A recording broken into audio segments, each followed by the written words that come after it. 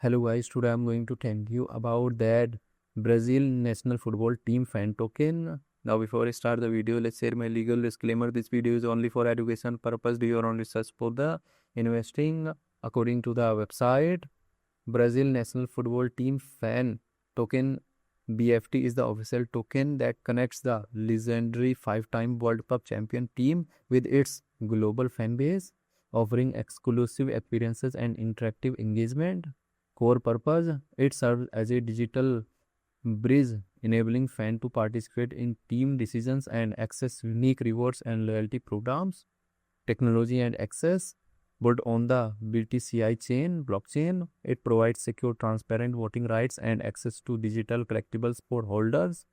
Event-driven utility, its primary use cases and community activity are heavily tied to major football events like FIFA World Cup. BFT token total supplies. BFT project institution rating is 3.1. BFT token total supply is 28.77 million and circulating supply is also 28.77 million BFT token. BFT token is listed on MEXC, Hotcoin and other exchanges. If I share my opinion with you in this project, up to 65% chance is that it is a legit or good project. So guys, don't take my opinion as a financial advice. Do your own research for the investing. Thanks for watching.